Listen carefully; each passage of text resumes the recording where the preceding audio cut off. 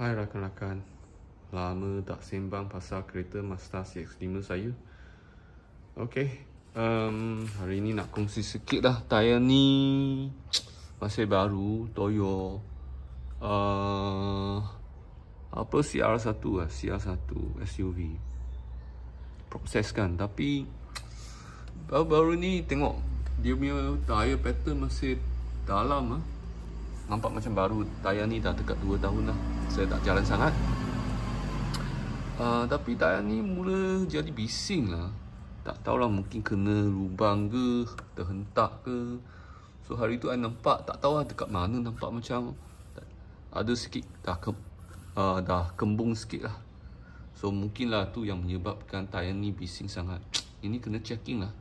Risau sama ada tayar bising ke, atau yang bearing dekat dalam tu kurang sikit. Okey, tak apa, saya nak tunjuk dekat dalam lah, sebab lama tak tengok dekat dalam.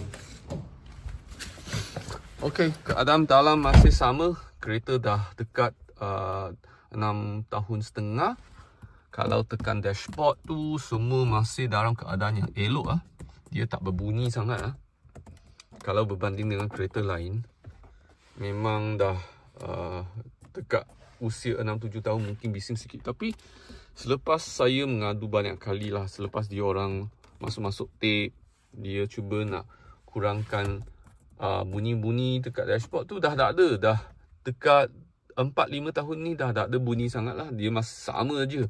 Saya punya kereta letak dekat kapak, dekat luar, tak ada tempat masuk. Dia terdedah kepada cahaya matahari yang terik lah. Tapi setakat ni tak ada apa-apa yang tak elok lah, semua okey. Hanya aircon sikit berbising. So hari tu saya tanya seorang servisman lah, dia cakap mungkin nak keluarkan aircon, kena servis, kena basuh sikit lah. Tak payah tukar blower. So yelah, saya pun rasa pelik mengapa nak tukar blower lah. So itulah, mungkin saya nak cubalah pada servis di luar Mazda kan. Nah, hari tu semasa saya hantar Elmira saya untuk nak tukar minyak brake. Mengapa pelincir brake lah, pelincir brake. Mengapa? Sebab di masa saya gerak-gerak tu, lampu brake dia terkeluar. Kejap ada, kejap tak ada.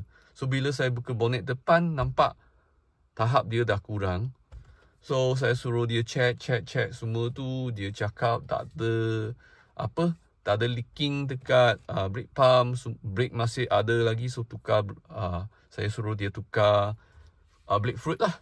Tukar yang baru, semua flush out, tukar yang baru. Okay, so saya terjumpa sebuah kereta Mazda CX-5 2.5 yang saya rasa sama generasi dengan saya, sama ada dia 6 tahun ke atau 7 tahun. Tapi foreman tu bagi tahu saya kereta tu dah dekat 450,000. 450,000, engine masih elok, transmission masih elok. Apa yang biasanya dia tukar adalah minyak pelincir dengan pelincir engine lah, means pelincir engine dengan pelincir untuk automatic transmission. Saya pun tanya dia lah, adakah yang kita dinasihati oleh service advisor dekat Mazda, suruh kita jangan tukar. Tapi foreman tu cakap jangan dengar dia orang cakap, baik tukar, lebih kerap. Sebab kalau you tak tukar engine tu, selepas warranty dia mesti kong dia. Kalau you tak tukar, kena rajin tukar. 30,000 kilometer kena tukar. So I nak tanyalah rakan-rakan siapa yang dah tukar automatic transmission untuk kereta kamu tukar pada kilometer yang berapa, dan ada tak isu-isu macam gear tu, bila dia tukar gear tu tak smooth selepas tukar, ada tak?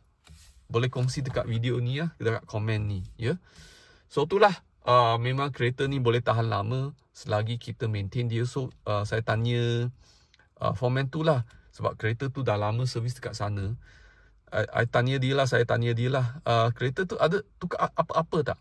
Dia cakap engine mounting dah tukar sekali.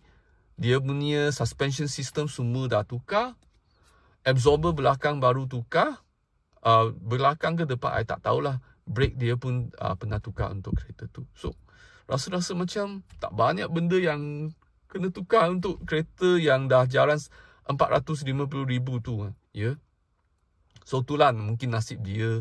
Kereta tu tak ada masalah sangat. Tak seperti kereta saya banyak masuk service center untuk nak ganti ini, ganti itu. Mujuk under warranty lah. Kalau tak warranty pening. Okay, itu yang saya nak kongsi. Hari ni kereta saya yang dah berusia 6,5 tahun, sebenarnya tak ada masalah besar sangat. Hanya sekarang tayar bising sikit. Brake saya nak tukar. Dia cakap tukar dekat kedai dia 500 lebih. Saya tanya Mazda mungkin 300-400. Saya pun tak pasti. Sebab Mazda ni kadang-kala mungkin tak tepat sangat. Blower tu mungkin kena servis. So kena keluarkan dashboard tu untuk nak servis blower tu. Tengoklah macam mana. Mungkin 2 bulan lagi saya nak update. Saya kena buat keputusan lah sama ada nak buat servis dekat luar ke, nak buat servis dekat dalam Mazda. Nak dapat nasihat dari rakan-rakan dari segi automatic transmission, dan biasanya kamu pergi servis dekat mana servis dekat luar yang boleh dipercayai di sekitar kawasan